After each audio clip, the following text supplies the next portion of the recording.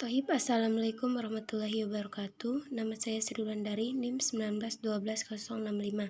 Baiklah, di sini saya akan menjelaskan tentang materi pengelolaan kelas. Baiklah, materi pertama saya akan menjelaskan tentang kegiatan pengelolaan kelas. Prinsip penataan kelas. Dalam menata kelas, prinsipnya itu harus aman, nyaman, ruangannya bersih, dapat berinteraksi dengan baik, memperhatikan karakteristik anak, menumbuhkan kemandirian, mendukung perkembangan aspek sosial anak, dan yang terakhir mengembangkan kepercayaan diri anak. Yang kedua adalah menata alat bermain. Dalam penataan alat bermain bisa menumbuhkan kemandirian, kesaksarahan, kerapian, klasifikasi, matematika, sosial, bahasa, dan seni. Yang ketiga yaitu yang harus diperhatikan di luar halaman dan menata di luar ruangan. Di luar halaman, keluasan area bermain. Pastikan ruang bermain aman dan nyaman. Setelah bermain, kita bisa rapikan tempat bermain agar bersih dan enak dilihat. Area bermain harus bersih dan tidak kotor. Di luar ruangan, bebas dari bahan yang berbahaya. Penataan sarana cukup luas bagi anak. Ketinggian mainan tidak lebih dari 1,5 meter. Dasar seluncuran harus lembut supaya tidak menyakiti anak. Pastikan tempat seluncuran kuat dan aman. Semua fasilitas bermain baik, tidak ada yang rusak. Yang keempat yaitu pagar dan toilet. Untuk pagar, pastikan aman dan tidak terdorong ke dalam situasi berbahaya. Desain dan ketinggian pagar harus sedemikian rupa supaya anak tidak merangkak ke bawah. Pastikan pagar dikunci saat jam sekolah agar anak tidak keluar sembarangan. Untuk toilet anak dan guru harus dipisah. Tersedia pembersih tangan. Pencahayaan ruang toilet harus baik dan siklus udaranya juga. Dan yang kelima adalah mengapa lingkungan belajar penting bagi anak. Karena adanya lingkungan belajar, anak bisa berinteraksi dengan lingkungan tersebut dan menimbulkan pengalaman belajar yang mempengaruhi ketiga aspek perkembangan anak, dan untuk melatih anak berimajinasi dengan apa yang mereka lihat di lingkungan tersebut, dan juga bisa memahami benda hidup dan benda mati seperti tanaman dan hewan. Selanjutnya adalah model pembelajaran yang dapat digunakan oleh anak, yaitu model kelompok, model sudut, model area, dan model sentra.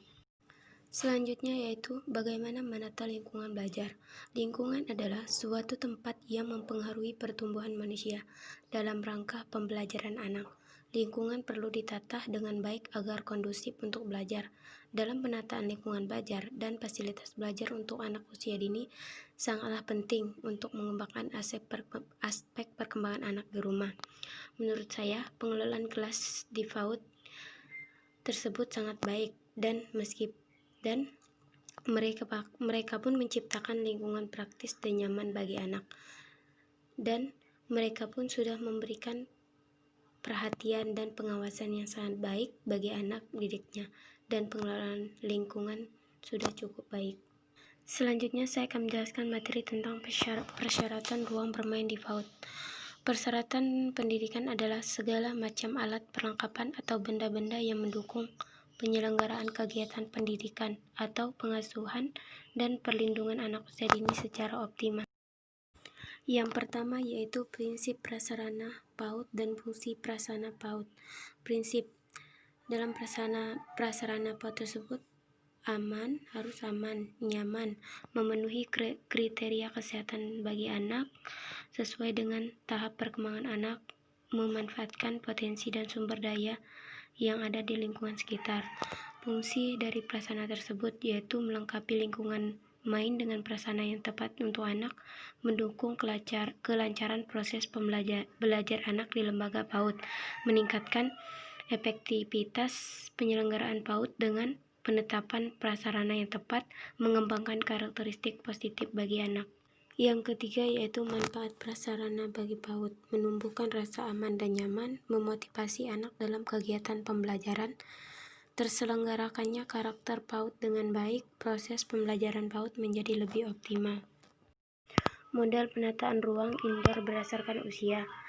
Model penataan ruang anak usia 0-2 tahun. Yang pertama, model penataan ruang anak pada rentangnya usia sampai 2 tahun berada pada tahap perkembangan sensori, motorik, dan imitatif, di mana aktivitas yang dominan adalah aktivitas melibatkan gerak untuk mengenali lingkungan sekitar. Dan model penataan ruang bermain usia 3-6 tahun. Yang pertama, model penataan ruang bermain pada rentang usia 3-6 tahun, anak berada pada tahap perkembangan pra-operasional yang bercicirkan dengan perkembangan mengenali simbol-simbol bahasa, bermain peran, perkembangan sosial atau kognitif dan emosional. Selanjutnya, bagaimana memilih furnitur. Meja dan kursi untuk anak disesuaikan dengan ukuran anak. Ujung meja dan kursi anak tumpul dan tidak runcing. Tempat penyimpanan alat bermain dan buku setinggi jangkauan. Bila kursi plastik yang dipilih harus kokoh. Bila alat furnitur yang dipilih berbahan kayu. Perhatikan permukaan furnitur anak. Furnitur perabotan serba mini. Warna dasar furnitur sebaiknya dipilih warna yang natural, kayu atau satu warna. Apa saja yang diperhatikan dalam penempatan toilet? Yang harus diperhatikan adalah kebersihannya. Kegiatan apa saja yang akan dilakukan di kamar mandi tersebut, misalkannya mencuci muka, mencuci tangan, dan lain-lain. Maksimalkan pencahayaannya harus terang, siklus udaranya juga. Selanjutnya, apa yang diperhatikan dalam menempatkan tempat cuci tangan? Yang pertama itu cara mencuci tangan dengan tepat, waktu saat mencuci tangan, mengeringkan tangan. Dengan kita mengeringkan tangan, kuman tersebut tidak menempel, karena kuman itu kebanyakan menempel pada tangan yang basah, yaitu pengganti sabun, ataupun kalau tidak ada sabun pencuci tangan, kita bisa menggantinya dengan sabun yang lain. Terima kasih, semoga bermanfaat. Syukron. Wassalamualaikum warahmatullahi wabarakatuh.